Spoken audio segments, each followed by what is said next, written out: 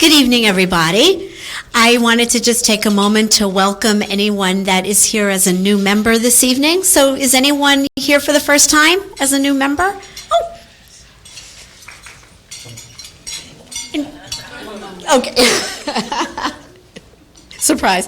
Would you like to just introduce yourself? Hi, my name's Denise D'Agostino. I have my own business, Possibilities Plus. It's coaching, HR consulting. So I'd like to say I'm a reformed HR executive gone totally into development. And happy to be here. Thank you. Welcome.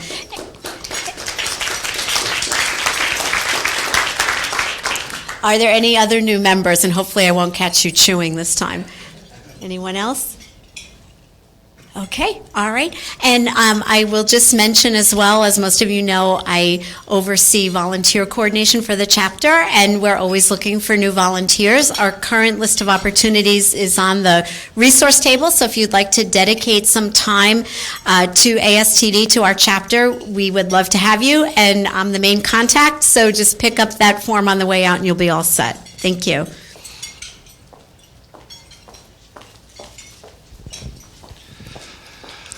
Hi, I'm Tom Speak. I am wearing two hats tonight. Actually, I'm not wearing any hat. I probably should be. First is the resource table that Laura mentioned, and here are the volunteer forms. The resource table is just that. It's for member resources. If you have something you'd like to get in front of the group, here we have from the video people, little shameless self-promotion. I've got my own over there on that side of the table. There's some ASTD stuff. Because of the changeover, there's not as much ASTD stuff here as there is usually. Get my tangle up, and it makes me feel very foolish. I'm also, the other hat, the webmaster. We, the web team, are planning some changes to it, updating it. Fortunately, at the same time, our hosting service is upgrading the capabilities behind it. So we're going to have, and the timing couldn't be better.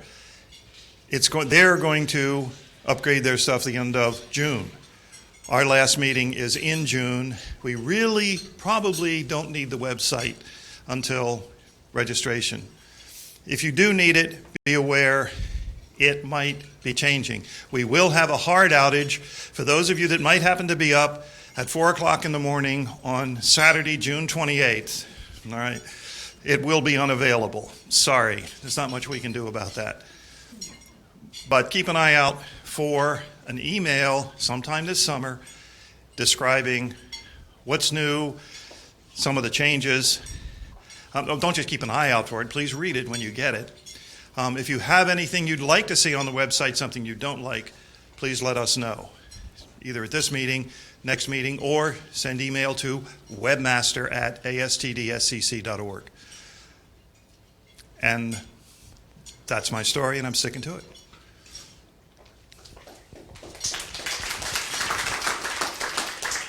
Hi, everyone. I'm Elena Campopiano. I'm the sponsorship director.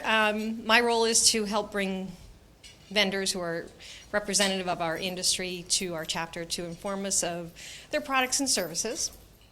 Always looking for sponsors for our events, which they are a great contribution to help us put on our events every month. So if you have anyone that you work for or work with, if your company is a product or service offering for our industry, please contact me. Would love to engage you to be a sponsor for us. We have a great sponsor tonight, Dale Carnegie, and we have a vendor table here of their information and a basket for the raffle. So if you would like to contribute, the basket will go around at the end of the night. They're raffling off their book. And they have some information here, so if you haven't taken a stop by, please do. But I'd like to introduce Bob Dixon from Dale Carnegie. Thank you, Elena. All right, good evening. All right, we're going to have to do this again. All right, I'm the Dale Carnegie guy. We need a little more enthusiasm, a little more excitement. All right. Good evening. Good evening. Very good. All right, thank you. How many people here have heard of Dale Carnegie before tonight? All right, wonderful. Any graduates in the audience? Welcome back. It's always good to see a Dale Carnegie graduate. We do appreciate being able to sponsor this event each and every year.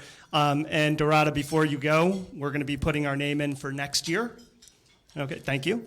All right. And the reason we do it is because we have an opportunity to meet and see so many professionals in the room.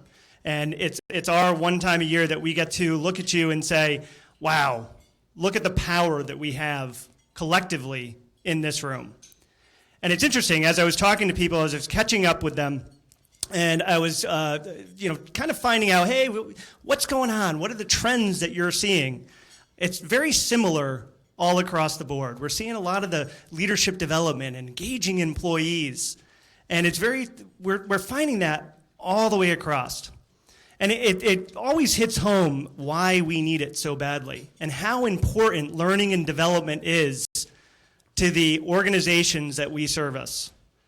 Is because to take it to that next level, these people have to be trained. They have to have new skills collectively.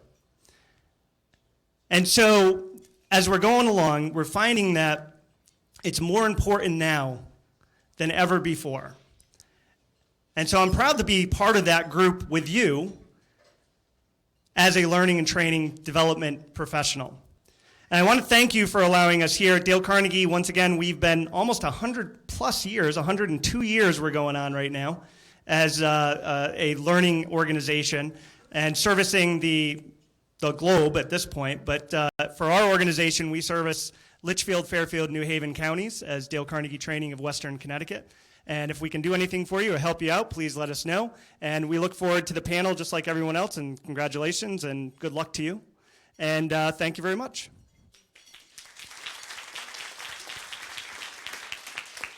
So next up is Deb Jackson for our program. Are our panelists finished eating? Yes. Okay. All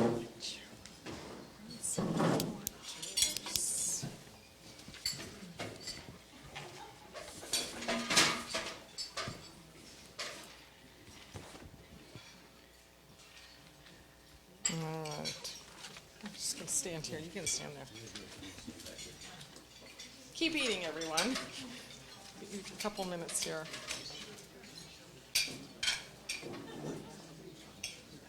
You guys want to put your mics on? Sure. Okay. Sure. Yeah, and we'll get some waters. Thank you. Okay. All right.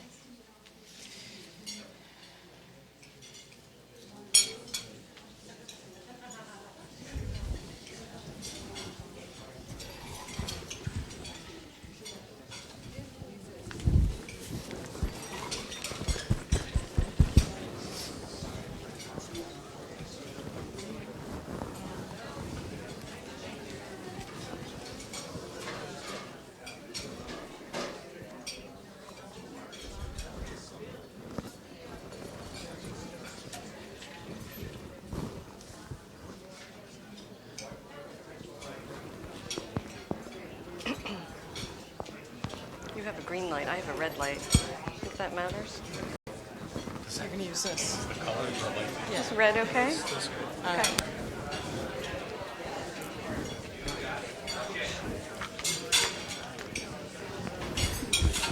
Could you give me a cheat sheet? I don't think I need it, but...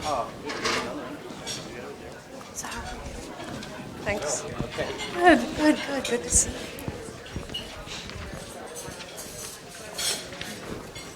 10, 9, 8. All right, are we ready? Hi, good evening. My name is Debbie Jackson, and I am co-chair programs for our chapter. Sissy McKee is my other co-chair friend and partner in crime. I am really pleased. We have had this annual event of learning leaders for many years with our chapter, and so I'm very pleased to announce and transition into our panel for tonight. I'm going to introduce Don Smith, also a member of our chapter, and he will be our moderator, facilitator for the evening. On today's program, Today's Landscape and Leadership Development, Trends That Matter. Don E. Smith is from the Speech Wiz is his organization, his company, and he's a coach and trainer helping subject matter experts speak with authority, clarity, and sincerity so they can lead, influence, and connect to their audiences. Don has been coaching since 1999 and has taught public speaking and communication as a member of the faculty at Sacred Heart, Quinnipiac, and Post Universities, and at Goodwin College. Let me introduce and turn this over to Don to introduce the speakers. Thank you. Thank you. Good evening, and a special thanks to Deb for asking me to do this. I've been sitting in the audience for a number of years and chomping at the bit, so I'm happy to be able to moderate. I don't even like the title moderator. It makes me feel like I'm getting in between two warring parties. So I think of more of a facilitator, and I've had an opportunity already to speak with our panel as we put the discussion together for you this evening, and I think we're in for a real treat. The landscape of leader learning is kind of an interesting one for me. Sometimes good things come in small packages. This is a small package. How many of you are familiar with a man named Max Dupree? And this book, Leadership is an Art, is packed with gem after gem after gem. So we talked a little bit about some of the concepts in here as we were approaching what we would discuss this evening. And a lot of what we do as learning and development professionals really comes from something that Max has in this book. It's very insightful. He says, "In the end, it is important to remember that we cannot become what we want to be by remaining what we are." And I can't think of a better credo for folks in training and development than that.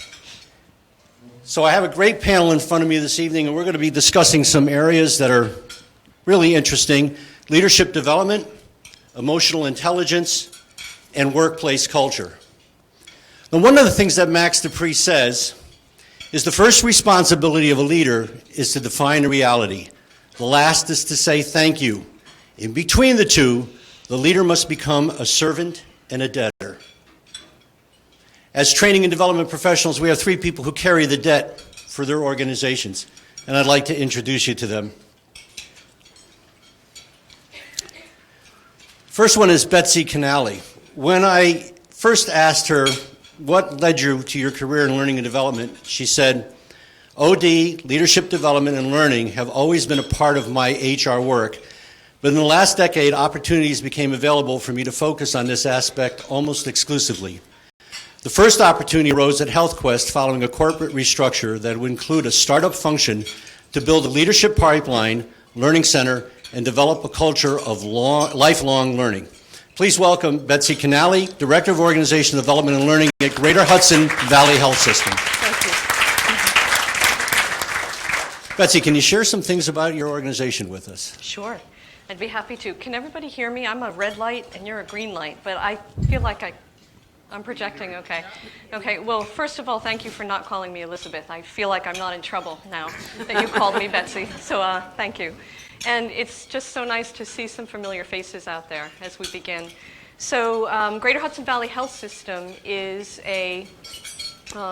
two medical centers. I work for corporate. They serve about 500,000 patients between Sullivan and Orange counties, somewhat Ulster too. Catskill Regional Medical Center and Orange Regional Center. There are 3,500 employees and about 200 leaders that I oversee learning and leadership development services for. Thank you. Our next panelist is Rob Phillips, and when I asked Rob what led you to your career in learning and development, this is what he said. While working on a master's in social science, I realized that the courses that resonated the most strongly with me were related to human resources, and learning and development. Applying Stephen Covey's 7 Habits of Highly Effective People confirmed my thinking. Please welcome Rob Phillips, Group Vice President, Human Resources, Talent Development at Gardner.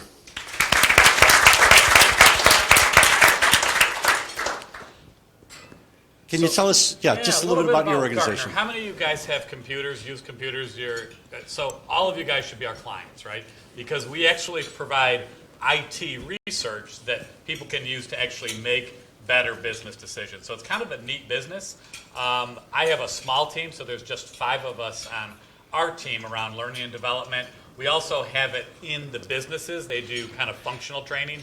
So in HR, we really focus on the leadership, the management, and the professional skills development. Gardner as a company has actually been growing business-wise by about 13 to 15% in revenue, and we've grown our headcount surprisingly too. So we're up over 6,000 people, and we're continuing to hire about 15% new salespeople each year to grow the business, and then we hire support people alongside of that. So that's been a lot of the focus of my team, is bringing new people in and how do you develop leaders to take them to the next level. Wow, awesome. Thank you. Our next panelist is Monica Rigney, and when I asked her what led you to her career in learning and development, this is what she replied. I found this kind of interesting. When I was in my teens, I worked in a family-owned business where learning and development played a large role in successfully serving our customers. It gave me insights on how learning directly impacts performance, and I've been engaged in L&D in one form or another ever since. So please welcome Monica Rigney, Director, Leadership Development, Integrated Talent Development for Pitney Bowes. Please share a little bit about your organization with us. So how many of you have heard of Pitney Bowes? Okay, well that's a good start. And if you had to think about the products and solutions that you know us most closely for, what might they be? Just call them out. Postage meters, Copiers. okay. Mailing systems, okay, we have some alumni in the room. Excellent. So that's certainly a part of Pitney Bowes today. But also it would surprise you, how many of you use Facebook and sometimes will tag yourself at a location if you're at a restaurant or meeting someone? A couple users? We actually drive some of the engines behind Facebook and location intelligence. And that's only one of the many areas that Pitney Bowes is pursuing that builds on our 90-plus year legacy, but also takes us into new spaces that really expands us from more than just the physical presence around communication, but also rapidly expands us into digital. So a little bit about the organization that I belong to. I am in the Enterprise Learning and Development Group, and there are about 84 of us in the organization. We support 16,800 employees worldwide. Specifically in my role, I have accountability for 1,300 leaders, and they are everything from our executive suite through first-level leadership. And it's a very interesting place, and I look forward to sharing all about what we learn in leadership and also hear from you as well. So thank you for having me here this evening. Thank you very much. So when we got together, we talked about some of the things that were currently happening. We're taking a landscape, looking at the landscape of how leaders are being trained. And we identified 3 areas. So that's what we're going to talk about tonight. Each one of our panelists will share some of the experiences, programs they have instituted, new things they're doing, and what is currently happening in these particular areas. Leadership is our first area, and I'm going to borrow a quote from Lee Iacocca. In the end, all business operations can be reduced to 3 words: people, products, and profits. Unless you've got a good team, you can't do too much with the other 2. So let's begin our discussion. On the side of leadership training, and we'll start with Betsy, if you can, and go right across. Tell us what you're currently doing. What is the hot thing that's going on in terms of leadership training specifically? What I find in healthcare right now, I don't think that we are unusual. We are facing the same challenges as our partners regionally and even nationally, is we are trying to turn on a dime with the Affordable Care Act. And with the Affordable Care Act, what we experience is this new dimension of healthcare that's called value-based purchasing, where all of a sudden healthcare organizations must rely on not only the volume of healthcare for their payments from Medicaid and Medicare, but now the quality of care that we render to patients. And I think there was always rigor around organizations doing a good job. But boy, when you talk about the pocketbook, all of a sudden that rigor gets off the floor and starts dancing. It has to, because now our reimbursement is based on what patients say about the care they provide. And so medical centers are under close scrutiny. In the last year, we've had to respond to that, unfortunately, through a reduction in force. That impacted us, and we certainly, our neighbors in New York and even in New England, have responded in kind. But that has prompted leaders to look at how do you deliver really good care and develop that in leaders who can cultivate it with their front line. So it's leadership development, but it's learning for the organization as well. So I would say the Affordable Care Act has really called attention to how we learn and what we learn. And that impacts our engagement. So I oversee engagement for our medical systems. And when you begin to look at learning with fewer resources and healthcare providers who are constantly asked to change how they work, it becomes very, very challenging. So for us, one of the things that became important was to create what I will call some standardization in our leadership practices in an industry that has tremendous variation in how healthcare processes are rolled through your organization. So one of the things that we made a decision on to focus on building quality was to create a tipping point with our leaders. And we launched what we call a leadership academy that in the span of 15 months would require 100 hours of learning. That, I think, by the benchmarks we know in our industry, is just so significant. And so a good portion of it is cohort-driven, probably about 40 hours, where they are with an intact cohort team. And then another 40 to 50 hours, it's open sessions, and then the balance of the hours are e-learning programs. One of the biggest commitments that we have in this Leadership Academy, twofold. One, self-awareness, emotional intelligence, and maybe we'll talk more about that later. And also lean, Six Sigma thinking, where we are putting at least 2 days of DMAIC training, which will help us make decisions and form process improvements around big data. And that becomes sort of a litmus, if you will, a groundswell for us to eliminate the variation that we see not only in leadership practices, but in those healthcare protocols that we're trying to streamline. Well, thank you very much. I'm still trying to process the 100 hours of learning. Yeah, me too. That's the first thing I thought of was a room full of cats. You know, and how do I get them there? And the other one was trying to put a room full of cats into a boiling ocean at the same time. So good luck with that. Rob, what can you tell us? What are you doing in terms of leader learning?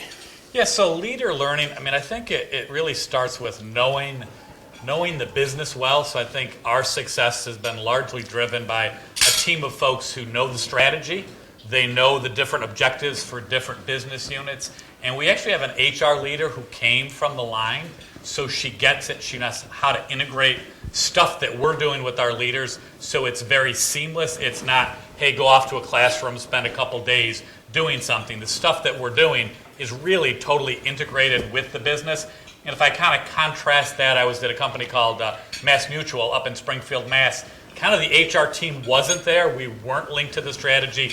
We weren't as intrinsically bound to the stuff that was going on in the business. So I see a huge difference. And I think for my time at GE, that was well done. It was, hey, what's the business got to do from a learning and a leader development standpoint aligned to that? I think the other thing that I've seen, and it's been going on for a while, it's the time that it maybe took a new leader to get fully proficient a few years back. It may have been 2 years, may have been 3 years. I think based on client demands, based on continued double-digit growth, it's imperative now that we help take that cycle time. So if it was 2 years, how do we get it down to a year? If it's a new manager who's going to get promoted, how do we start working with that new manager 6 months or a year through some of the talent reviews to make sure that when they hit their first team and they're sitting there around the table with 10 direct reports, that they've given somebody feedback, that they've done some coaching. So I think it really is shrinking that cycle time. I think the other thing that has been challenging, and again, from years at GE, there were 3 and 4 week programs where leaders went to. The 4 week program's down to 3. The 3 is down to 2. I don't know how many of you guys have the luxury of doing a whole week class. We do 3 days with a dinner the night before. So the time we have with the leaders has been condensed. So I think it's upon us to stretch that learning out. We might only have our executives for 3 days. How do we maximize that? How do we do touch points throughout the year? And I think we all know that having those touch points reinforces the learning. So how do we embed those in sessions? How do we get people to actually call in to WebEx and conference calls to continue those learnings? And the thing we've probably done the most is just tap into our executive leadership team. So they've been great sponsors. And when we get to culture, I'll just kind of weave in the fact that our programs are all driven, whether it's a process improvement, it's who's our best leader around process improvement. When it comes to change management, we've tapped our best executive to actually come up with models and teach people in change management. So once again, stuff we're doing in the classroom, they don't get back to their job and say, oh no, that's not how we're going to do change management. It's actually been part of the culture. So we're teaching our leaders what's kind of already there, but we've done, I think, a nice job of putting that into structure, into templates that they can use. So those are the couple things that really come top of mind. Thank you. That's quite somewhat of a fast track injected with steroids. All right. So this is learning with steroids. So bachelor number 3, who's Monica. What's happening over at your side? So over the last, I would say the last 16 to 18 months, we have welcomed a number of new executives to Pitney Bowes. And what that's enabled us to do is actually give us an opportunity to stop and reflect and examine a number of things about our corporation and how leaders will need to change and evolve to be supportive of the strategy that our new executive team is putting into place and implementing. So one example of this is we're spending a good amount of time around the topic of culture. What are the elements of culture within Pitney Bowes that we cherish, that are dear to us, that will continue to drive us forward in terms of best serving our clients? What are the new behaviors that we need to adapt and be able to learn very quickly? So as we look at the concept of learning agility, how do we help leaders learn, to Rob's point, more quickly? How do we get them up to speed and accelerate their growth and development? And the other interesting piece about culture is that leaders in our organization are truly viewed as translators and interpreters, meaning as we have begun over this journey of the last 16 to 18 months to begin to reformulate and reinvigorate our corporate strategies, leaders play a critical role at all levels of the organization on how they are able to interpret the senior executive messages and then personalize it and bring it home to say, so for our organization and our immediate work team, when we talk about our clients, what does that mean to us? Not only what it means at the corporate level, but within our own work group, what does it mean to us to serve our clients? What does it mean to collaborate across boundaries, be they geographic, be they line of business? What does collaboration look like, again, at the corporate level, but equally as important, a leader's role is to translate what that means for his or her immediate organization. And around winning and execution, which is another key piece of our culture strategy, how do we begin to share and exchange those stories of what does winning look like in terms of, again, how well we serve our clients and how well we benefit as a result of our focus on our clients. So a lot of the work that we're engaged in right now is really helping leaders to be that effective translator, interpreter, and being that credible source of information so that they can help and play a key role in leading the change in the organization that will really ultimately help us to impact and be successful at our strategy. And as our CEO likes to say, strategy rides on culture. So the immediate focus for us right now truly has been on culture. Thank you. That's kind of an evangelical process, I guess, in terms of turning your leaders into missionaries so they can go out and preach the gospel in the sense of customer service and other things. So we've all kind of shared a little bit. Anybody want to comment on something that someone else has said? Add to it?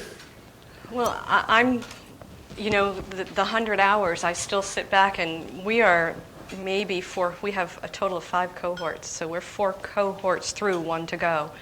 I don't know if there'll be more, but it is a huge undertaking. And I step away from that recognizing we've managed to put less content and more application in the programs. And yet it's still 100 hours total learning. And so, when I think about our leaders and what you both said, what is a precious commodity to our leaders is their time.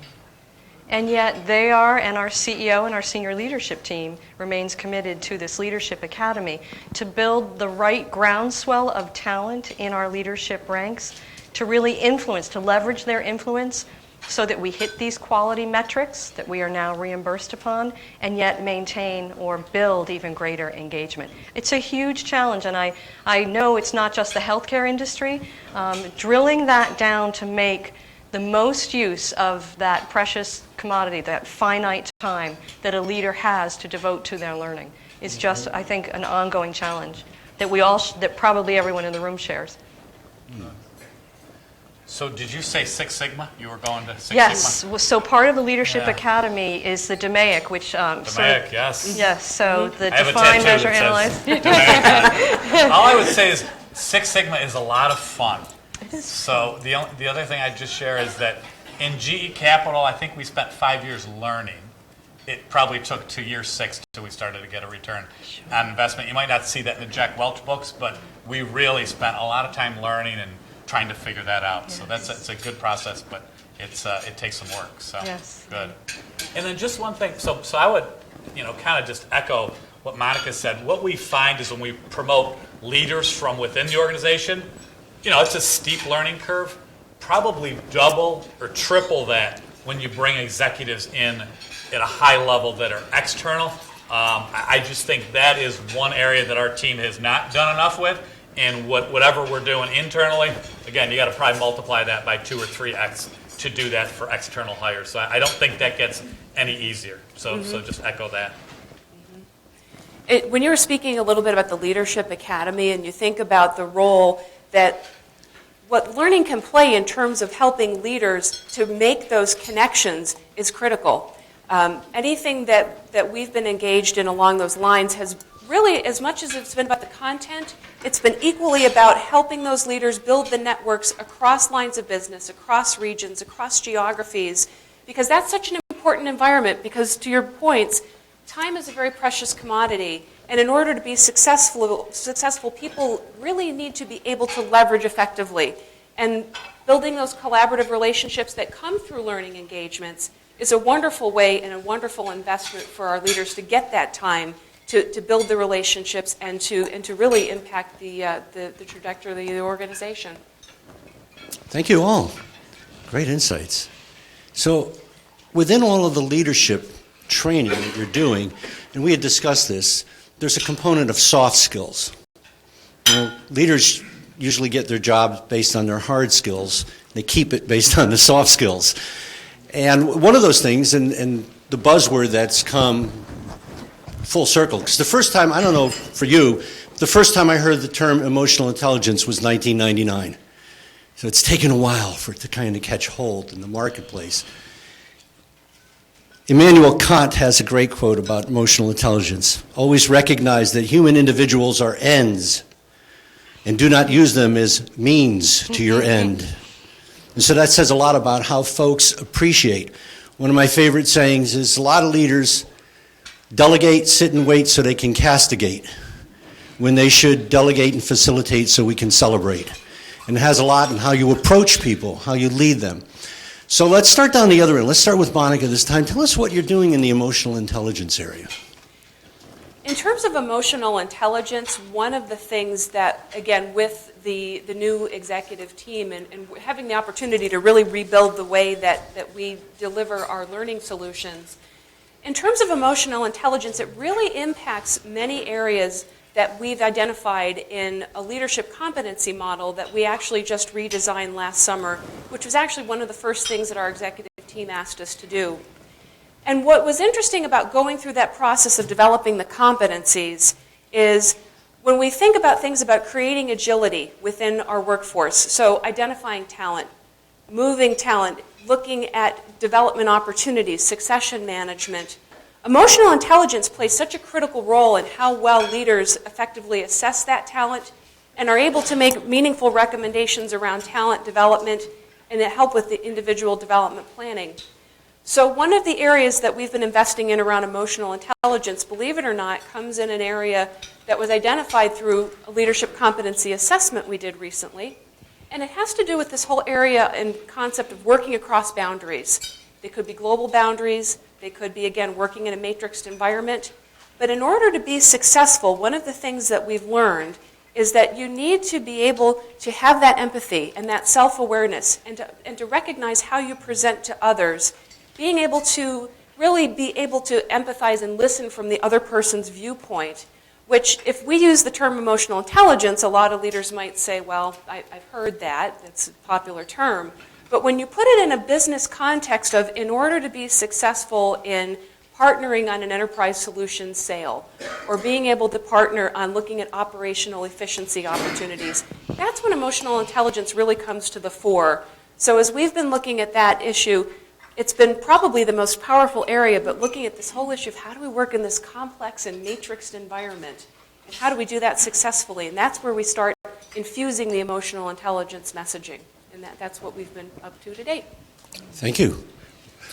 Yes, so we use two instruments. One is the Lominger 360. So again, clearly that has a lot of questions and a lot of competencies around their people skills and emotional intelligence. And then in the report, they get a blind spot. So it's very telling if 5 things were total blind spots to people. We don't really spell it out and say that's EQ and emotional intelligence. The other instrument that we use is the social styles. So how many of you used it's DISC, social styles, Ned Herman? It's just getting at how you might be different, how people perceive you. And I have to say, in all my years of doing this, this has just taken off at Gardner more so than anything that I've used. And we use it in the executive ed program, so we have 2 of those. And then we use it in all our people manager programs. But I will tell you, probably last year we did 35 customized sessions. So somebody came through one of our programs and they liked it so much, they saw the value in it, that they took it back to their team and had us come actually do the Intact team. So it's probably the best endorsement of any instrument I've seen. And I think it kind of goes to what Monica was saying. We need to collaborate better. And of course, if you understand other people and you can flex to their needs. So I think our leaders have been really smart enough to say, hey, my whole team could get better. We'll be better as an organization if we're more in tune with what other people need. And collaboration is actually one of our cultural values. So it really links nicely to that. So those are kind of the 2 instruments that we're really focused on getting to the emotional intelligence piece without really spelling out emotional intelligence. Thank you. Betsy. Yes, so once we set our leadership competencies out in writing, we totally revised the leadership performance tool. And so those standards got rolled out, and the Leadership Academy became sort of the means to how do leaders learn all of this. So as part of that academy, there are the components that you would expect: project management, onboarding staff, developing staff, performance management, giving and getting feedback. But then there's this whole other component of self-awareness, and that's the EI toolkit that you've both referenced. And in the Leadership Academy, what we've rolled out is the DISC tool, StrengthsFinder 2.0, and Emotional Intelligence 2.0. Of those 3 tools, probably the one with the lengthiest facilitation is the DISC styles, knowing your communication style. And I think for our leaders, at least the feedback on that particular program is really, really solid. And I think it's because they're not just learning about their style, because the biggest part of that is, well, so now I know my style, and now I know your style, so how do I adapt my style to bring greater value to the conversations that we might have, leader to leader or leader to staff? And I think that's been an eye-opening program. It's kind of like the social Yeah, styles. yeah. But it's been eye-opening because leaders have stepped away from the Leadership Academy saying, I'd like to do DISC with my team. How do we do that?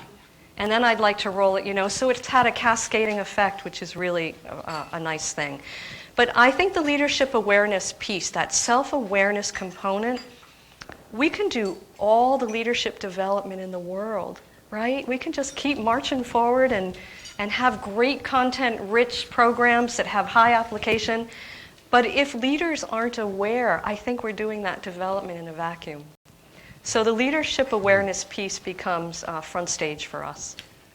Interesting. Yeah, go ahead. So just one idea that got stimulated is one of the things that we do with both the 360 and the social styles is we ask the leader, what do you have to accomplish over the next 30 to 60 days? So we tie both of those instruments to what do you and what do your team have to accomplish? Because I love what you said, they see the value, and we really help them put that into play in a very short period of time. I think that's given us some of the return on investment of it. It wasn't just a theory, they tied it right to their business objectives. So I'm getting a sense, I'm going to try to put a metaphor. I love metaphors. So it's not just a mirror that reflects how a person behaves emotionally. It's a looking glass that will help them get some perspective, look a little bit deeper and examine more on the process of building the human relationships within their organization. Fairly decent capsulization? Okay, so here's the thing that popped into my head when I was listening to you. I read a statistic that recently that 1 in 4 managers manage people they will never meet or ever see. And emotional intelligence plays a huge portion into that in terms of how they relate to them, and as well as managers as well as coaches and people that can help them develop. Is there a component within your EI program that helps folks understand how to work the virtual employee? You can go first. Yeah, no, so in social styles, we do have a component of doing it virtually. So there isn't, I would call it some revelation around that. The kind of the nutshell on that is it's still going to take you 2 or 3 more time, energy, and effort when you're managing folks virtually, but we do tie the social styles into that. As you assess their style virtually, it's more difficult to do, but it's still something that you can actually do if you spend time, energy, and effort doing it. At Pitney Bowes, we have spent a good amount of energy investing in the Agile Workforce. And one of the things that we have in place for leaders, as well as for individual contributors who are moving into an Agile work environment, is we actually have an entire workplace agility curriculum. And a big piece of that for the leaders who go through the program, and by the way, if a leader has a number of individual contributors and direct reports going into an Agile environment, it's actually a required learning solution. But it really does focus on how do you have performance discussions virtually when you can't always see how the person is reacting and corresponding. And when you miss that visual cue, how can you begin to think about other ways to check in and to demonstrate presence and interest and to have that conversation as well as other critical conversations in a virtual format. And one thing that I should have mentioned earlier is that we also use personality type tools. We've used Personalysis as well as Insights. And we've actually done that with some of our virtual teams. And it actually, again, has created that common language and that relatability, especially when you're dealing with people who are co-located remotely. They may be working from home or in other different offices. So it's so we do pay a lot of attention to the population around that. Interesting. So you had just touched on something that kind of keyed a little bit of thing with me. I teach students online, and it's kind of like you're a guide on the side. That's the best way to describe it. You're just kind of shepherding people through things. But I've always found that that's probably the most challenging thing for me is to try to withdraw the personality from a written communication. How much of your training, because you mentioned that you do some of this in, and I love this term, agile environment as opposed to a virtual workplace, how much is of the soft skills sides of that, the vocal inflection and things that they would do, say, in a voice communication versus what they might do in written communication? Because we know a lot of communication happens email, happens same time, or social media, or whether type of digital communication. Are you doing anything specifically to train in those areas? Well, as part of our curriculum, we actually are doing that. And again, for leaders, it's focusing on having those conversations and being able to listen. When you can't see something visual, what are the verbal cues and things that you can do to check in on the conversation? And we also do that training with individual contributors as well, because one of the things that we find is for the relationship to work well, you need to have that ongoing dialogue. And we spend, I'm going to go on the limb here and say that in our leadership programs that we have around workplace agility, easily 40 to 45% of the content is based on that interaction and how do you have those effective conversations. So we do actually, and all of those courses, by the way, are delivered virtual instructor-led. So it's a chance to role model, it's a chance for the other leaders to learn from each other, and part of it is the contracting process up front so that when we have workers who go into an Agile relationship, how frequently are you going to have one-on-ones? How do you want to prepare in advance? What are the types of communication that you send by email versus what are the pieces where you really do need to have that interaction either by Skype or over the phone or what have you? So we do spend some time on all those modalities and when to use which one for the type of conversation you're looking to have. Mm-hmm. I would say that holds true. We're spanning different, medical centers in region, but we operate 24/7, and so we rely on Skype and we rely on webinars, and coaching leaders through that becomes important. But first and foremost, we recognize that the C amount of work that gets done in our organization, and I suspect most organizations, is done on relationship. And so it becomes really important to form that relationship, placing a priority to first do face-to-face whenever you can. But if you can't, what becomes a leader's next best option? And knowing that it could be dependent upon the conversation that they need to have. So for example, I know if I have leaders that have to hold a crucial conversation with somebody, I say to them, I first have them gauge, what is that relationship like right now? Are you going to leave this conversation better because you had the crucial conversation? And depending on how they answer that, they know it has to be a face-to-face conversation. Almost all the time, I think a crucial conversation has to be face-to-face. But other than that, I have seen leaders who are very skilled in having those harder conversations hold them by phone or by Skype. Yeah, and I would echo that. The only thing I would say is we have some of the tools and our leaders don't use them. So like we have WebEx with the once they do it a few times, they're like, oh my gosh, it wasn't that bad. And it does increase the effectiveness, but it's getting them to actually try it a couple of times and realize it's, one, it's not that hard, and two, it actually does help. Thank you. So the next area we wanted to explore was culture. And I searched all over the internet. I couldn't find a decent quote about culture, so I wrote one. You ready? Ready, Dave? Okay. So people are like raw eggs.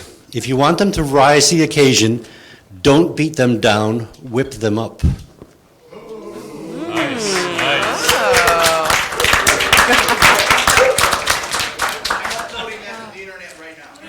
nice. Please, Rich, and with the right way. I'm a big culture person. To me, that's 99% of the workplace for me. The work you're going to do is really important, but how you do it and the people you do it with and what's the culture around that, what's the respect for the individual is huge. And I've worked for some leaders that get it, and I've worked for some leaders that don't even understand it, can't see it and don't want to know about it. So we all talked about this, the value of culture and how it's gotten into your leader learning program. So let's start with Rob this time and tell us what's going on at Gardner. Yeah, so I'll start. I got brainwashed at GE, and with Welch when he was there, values were so strong that the culture was strong.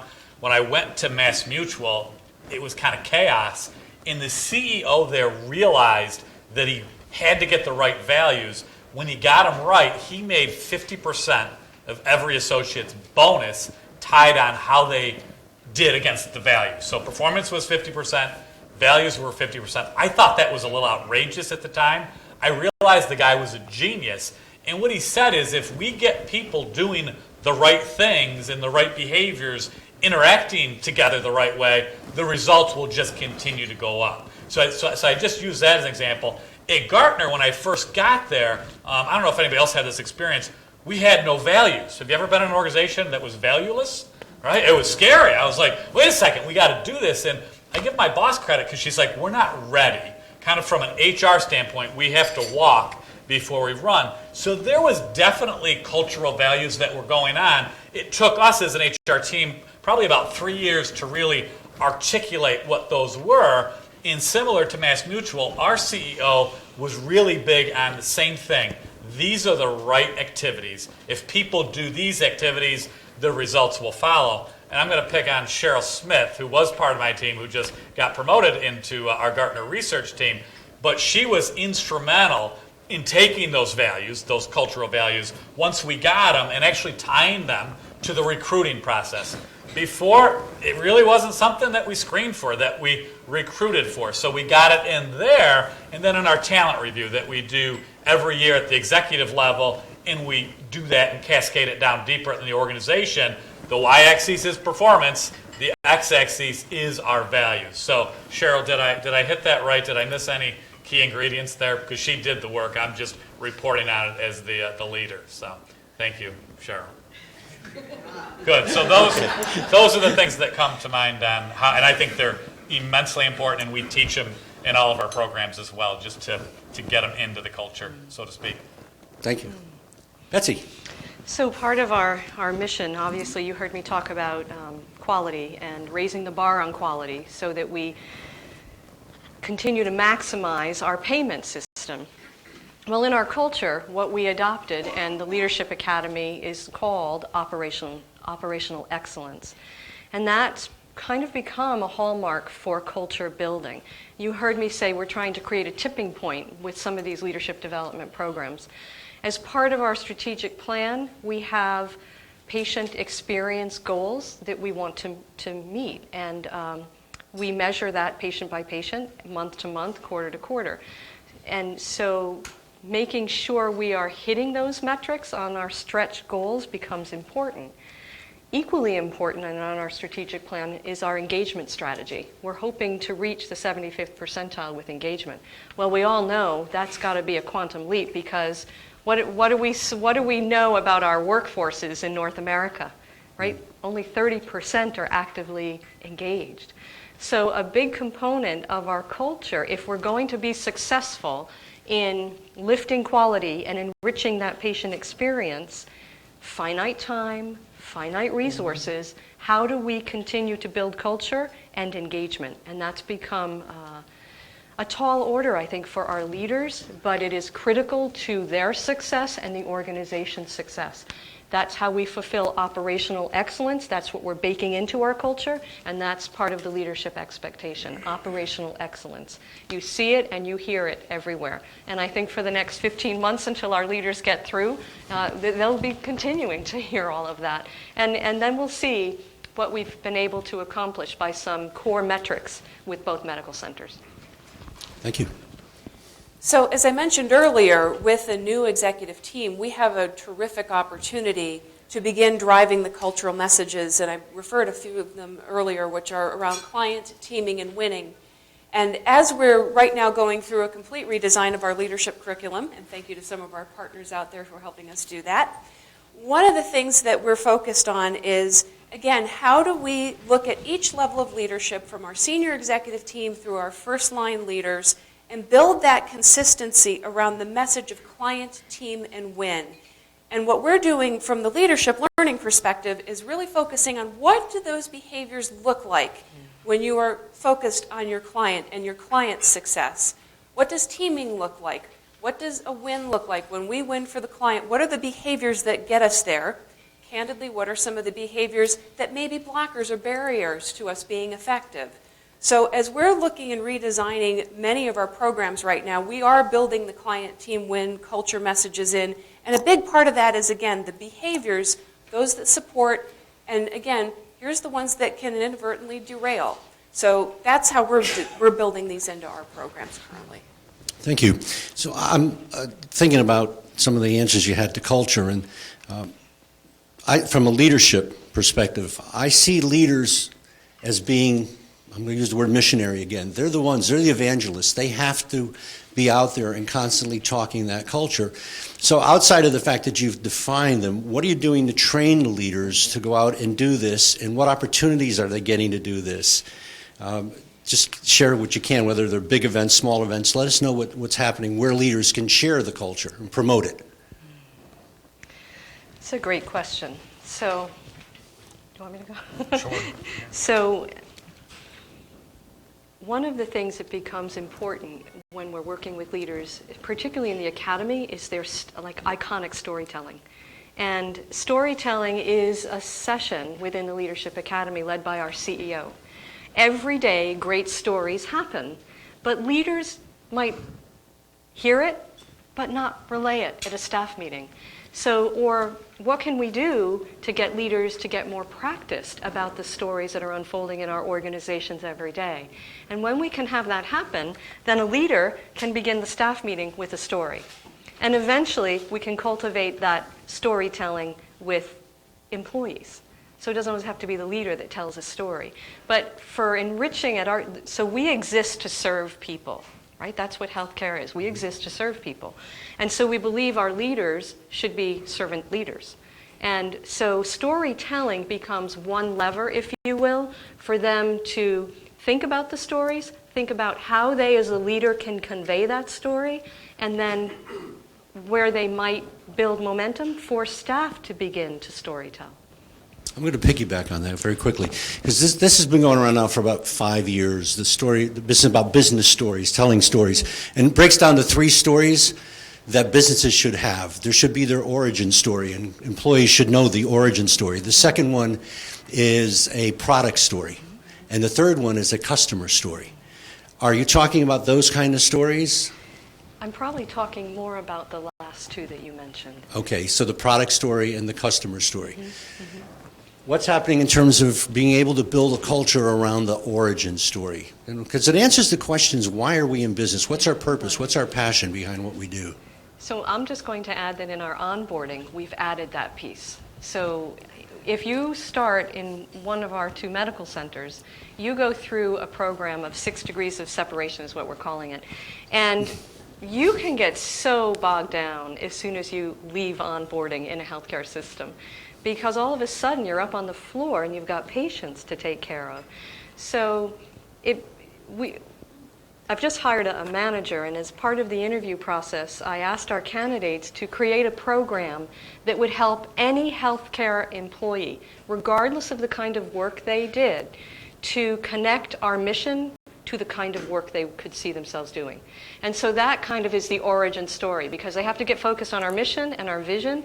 And now all of a sudden, no matter whether I'm a direct care provider or I'm an indirect care provider or I'm a no direct care provider, I've got to anchor my work in how it's going to enable us to achieve our mission and our vision.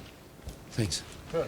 And so similar, we do kind of our cultural values and our executive programs that we teach. Probably the one tangible thing that we've tried to do, and especially when they were new, is make them real. How many have heard that saying that words have no meaning? I came across that years ago, and the older I've gotten, the more I've realized that's true. Because for a lot of our just general associates, our 5 cultural values meant absolutely nothing.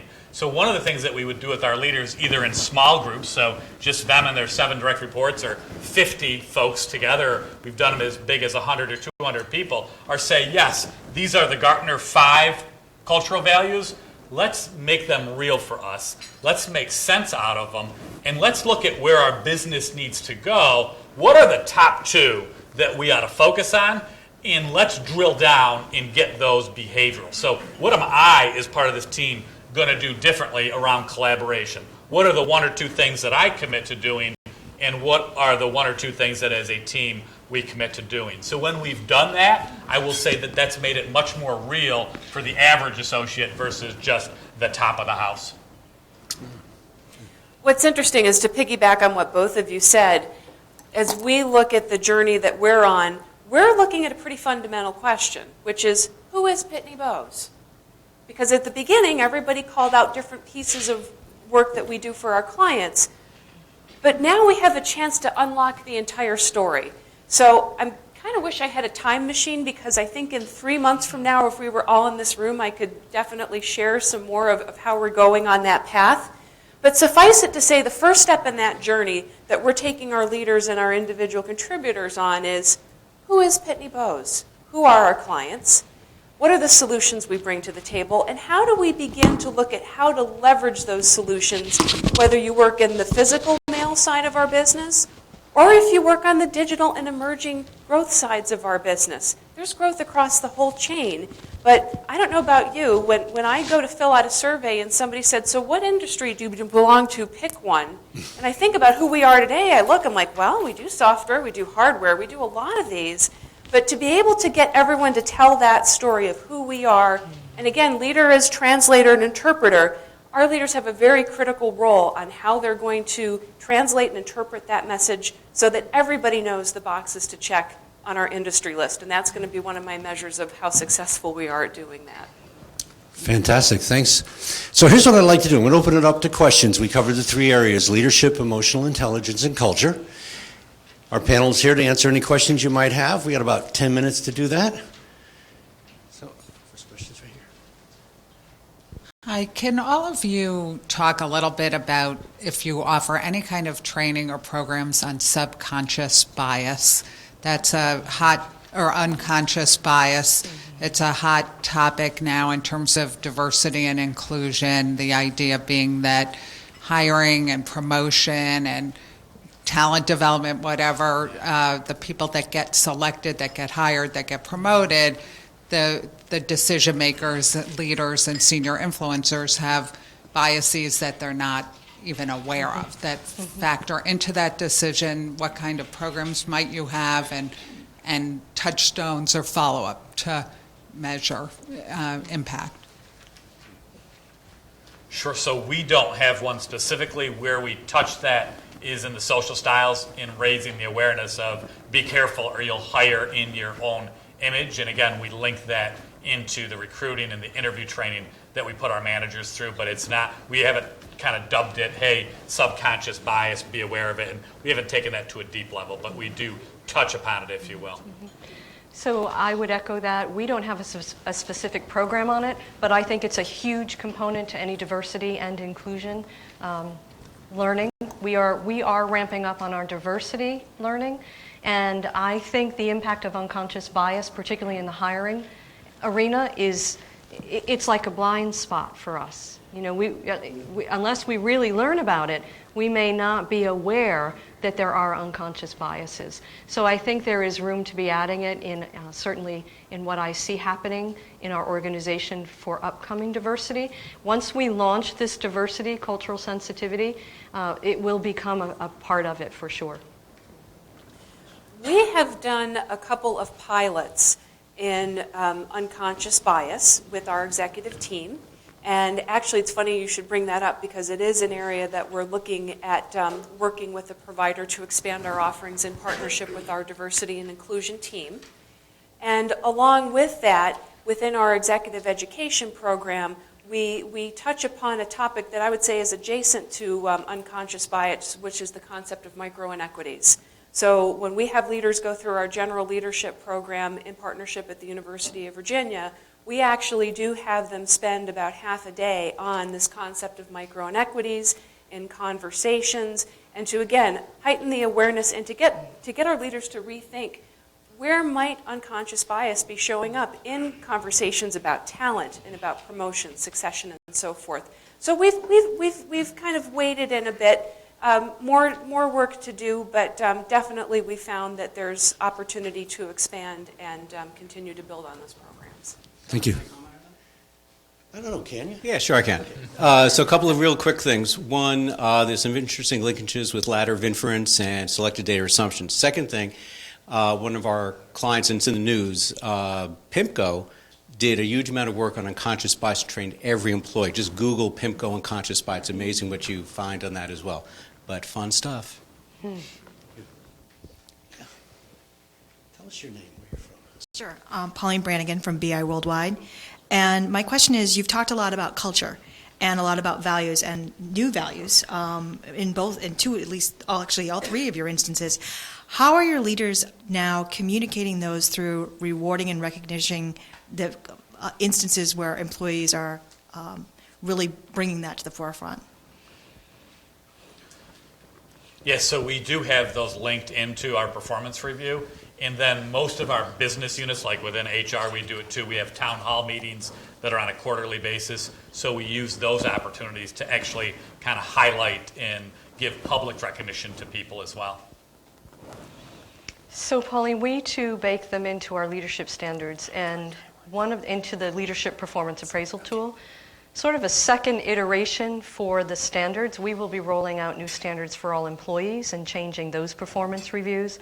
And I'm pretty certain that the entire recognition program will also be revamped. We have a pretty good one now, but the standards changing are going to call to question, is it the right recognition program for us? I see us changing that too.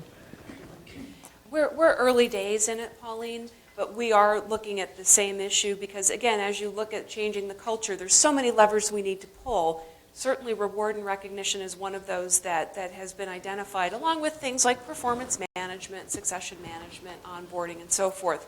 So it is in our book of work, and it is something that we will be addressing. And again, as a partner from a leadership learning perspective, looking at opportunities to build that and infuse it into our leadership curriculum. Thank you. Could you stand and say your name? Sure. Hi, my name's John Hart. I just had a quick question for Rob, and I guess it could apply to Betsy and Monica as well. I was doing a little bit of research into Gardner recently, and one of the things I learned about with regard to kind of the KPIs was this notion of what I guess they call NCVI, NCVI, is net contract value increase for the sales force. And I guess I'm curious to know to what degree the leadership development really kind of gets into that sort of level of granularity in impacting that as a real core KPI to measure the success of the programs by. So. Yes, so the sales training actually falls under sales at Gardner, but they've gotten much more sophisticated about linking who they're hiring to that NCVI, which is basically, think of it as net income, and can they take that cycle time that's maybe at 2 years, can they get that down to 1 year? So in the sales academy, they're measuring that much more closely now and are starting to see some early signs. So direct linkage, so it's a great question of what the sales team is really doing from a training standpoint. Okay, let's go back here.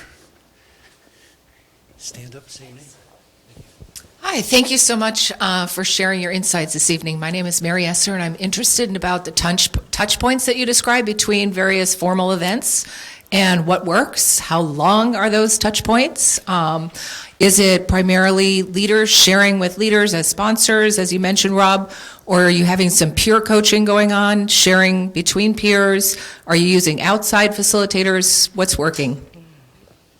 I'd have to say all of above, Mary. So yes, we do them all, and I think variation helps. Some just, hey, one business unit, the executive leader shares their strategy. People like that. We also do a long-range planning, so they're always interested in, hey, what was the long-range planning output this year? That's actually one of their peers that reports that out. So we'll do peers, we'll do the executive team, and we definitely bring in outsiders. In fact, Rich is here. He did board breaking with the group as one of the kind of intermediate steps. They loved it. So again, doing really all three, and I think you almost have to do that variation to keep people coming back.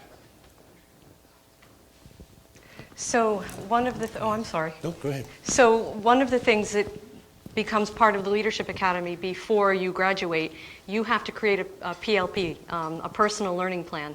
And that's done with a partner, and you interview each other and you report to the larger cohort on the learnings over the 15-month.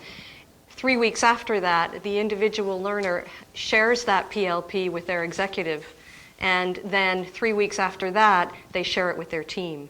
So we're trying to build more touch points into the learning, and then from that learning, they've listed several either organizational and or individual goals that are measured in the 12 months following. So we're trying to keep the application on the radar for them for a good, so it's 15 months through that program, but it's a 12-month window for their review process. Briefly, the only piece that I would add to that is that as we look at all of our leadership programs, one of the touch points that we've chosen to focus on that's been helpful is how do you engage that person's one-up leader in the conversation?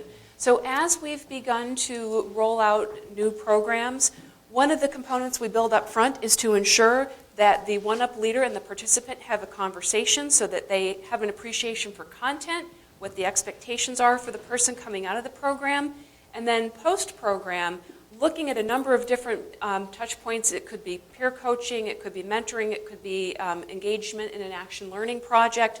But similar to what my peers had shared, it's always going back to the one-up leader, and then in the case of our executives, going back to the senior team to report out on what they learned, what was the impact to revenue, what were the operational efficiencies gained. So we do try to take a very holistic approach and a lot of touch points in between. Thank you. Any other questions? I'm Richard Montanero. Yes, so you can be. I'm Richard Montanero. I'm the Community of Practice Chair for ASTD, and our topic is Human Capital Analytics, which I'm sure each of you are familiar with. So without getting how much time we have, can you share one unique learning analytic that you're using to measure the output of the investments you're making? I know there's a lot of them, and I don't expect you to even go through them all, but one that you think is unique that may not be in everybody's article or every article you read on training and development or ROI or Kirkpatrick. Ours would be kind of what I mentioned before, the sales training, that we've really looked at the traits of the people we're hiring and getting very sophisticated around if we hire in this sweet spot, they will actually bring more net income and revenue to the business. Part of the hiring. Yeah, yeah. So for learning metrics, with the amount of work we're doing to help leaders build better, improved relationships, one of the metrics is our engagement survey. We look at that. We don't survey every other year. We survey every year. So that's a short window of time between leveraging those relationships, action planning, and surveying again. But another tool that's part of the OD work, maybe a little bit different than the leadership, is we've moved to a talent assessment for our registered nurses. It's a pre-selection talent assessment. It's strength-based, and we are drilling down on 4 metrics there that will take time for us to realize. We've done the benchmark metrics, and now over time, we want to see if we truly are bringing in more talented RNs and what we're doing to develop them alongside with those metrics. I guess I would say for us with our executive education work that we do, the biggest piece that we are tracking is, again, how are people applying the skills to actual learning projects post-program? So we actually go back and do 3, 6, and 1-year assessments on participants in our exec ed program. And again, it's all about revenue generation, operational efficiencies gained, and also we go out and survey their one-up leaders, again, to get their perspective on the changes that they've seen in behavior and results. And that time cycle was what that you try to connect the transfer of learning to? We do 3 months, 6 months, and 1 year. And we have a third-party firm that we partner with to capture the data for us. Any other questions? One over here. Thanks. Hi, I'm Karen Kirkner, and I'm an executive coach, so this is somewhat of a self-serving question. But I'm curious when you choose to use coaches, either internal or external, and how you use those to reinforce your leadership development. Great question. So Well, go ahead, Monica. Oh, sure. Oh, I'm sorry. Yeah. So in our organization, we have both internal and external coaches. I used to actually run the coaching program. One of my peers in the talent management side of the house now has that accountability. In terms of, again, speaking from when I had that role, what we typically would look for, again, is we would try to find out what are the needs of the person in terms of, is it a business coaching, a business acumen need? Is it an interpersonal? Is it developing them for a new opportunity? And again, we work with various coaching firms. And again, in some cases, we do have internal certified coaches. And so depending upon the need and the coaching opportunity and, of course, the chemistry, that really helps us to determine which path we're going to take, what types of coaches we're going to offer to the person, and we always give the person usually 2 to 3 coaches to choose from so that they can have the chemistry needs met, and then we go from there, and our assignments typically run between 3 and 6 months. Good. So before I got to Gardner, which was right during the recession, they cut all executive coaching, but it got probably out of control. Everybody had their own coach, and we were probably spending $1 trillion on coaching. So the pendulum went way back. We're moving it back slowly, but I would say we do it kind of top of the house stuff and sensitive issues. So we've had a couple where there were politically charged things, or I never like to do that in HR because it's my team. So if it's HR kind of executives, we'll bring in external coaches. But we're probably moving more in a direction of, hey, there are certain folks who would just benefit more from the external perspective. So we're moving in that direction, but again, a little bit slowly. I would say that's true in my medical centers too, Karen. And the internal coaching for executives, usually it's the external component, but not always. And so internal coaching works given the player and the scenario, but we absolutely probably use external more. Okay, so I'm going to kind of wrap it up. I'm going to ask our panelists just to give us a final thought in response to this question. At the end of the day, what does it feel like knowing that you can influence the leadership of the organization you work for? Am I going first again? Yeah, sure. I don't have to. So for me, I think that our ability to leverage that influence and to continue leveraging it for the buy-in, the requisite buy-in to really drive learning, is just awe-inspiring work for me. It keeps me motivated. Yeah, and I would just say I've worked for a lot of bad managers in 33 years. I've worked for some great managers, so that the thought that my team, we can have an impact, and I always use the analogy, we're dropping the pebble in the pond, and there's a ripple effect if we get a leader better, people's lives get better, so that just feels really good when we're able to do that. At the end of the day, to be able to get to a point in everyone's career where it becomes not about you, but it becomes about them, and helping others be successful and contributing to the achievement of the individual as well as the organization, I can't think of a better job to have in any organization. It truly is, it's humbling. Thank you. Well, at the end of the evening, I'm thankful that I had these folks to help support me on this panel. So Elizabeth Canali, or Betsy Canali, and Rob Phillips, and Monica Rigney, thank you very much for your insights.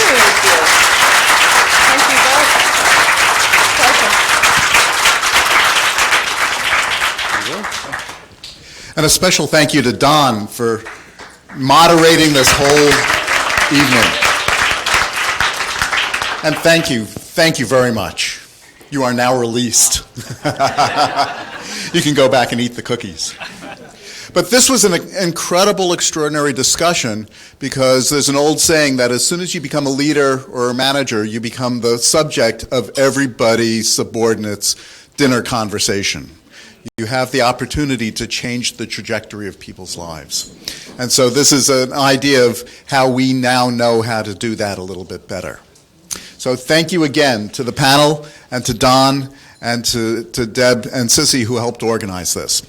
Now, before we close up for tonight, we've got a couple of things. You see Dorota coming around with a basket for a free meeting. So if you thought this one was good and you want a shot at coming to another free meeting, please throw a card in.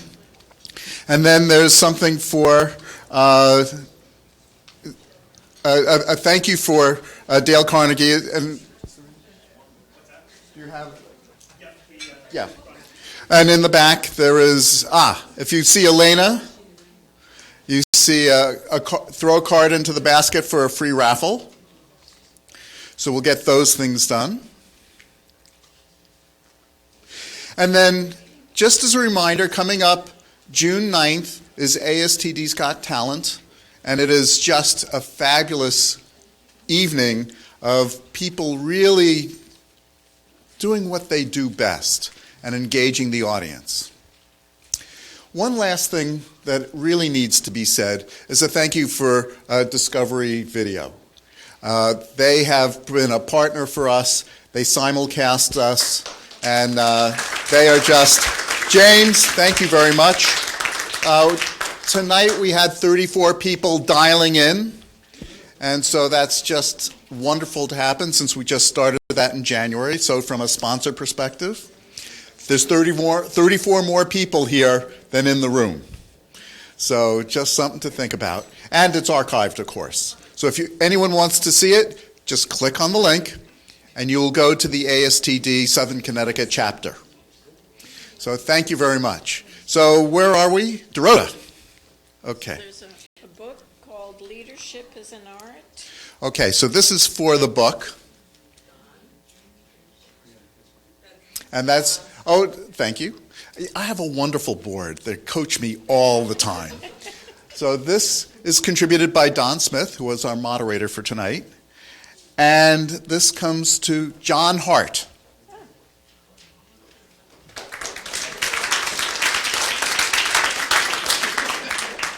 And it's an excellent book. Don only read a few excerpts. It's worth reading the whole thing. This is for the meeting for free meeting for next week. Or whenever. It's your choice. Ann Cheng. Hey.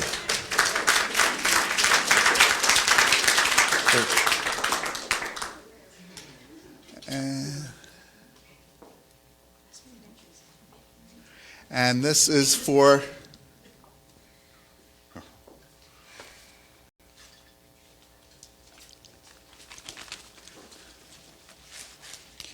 I can't look.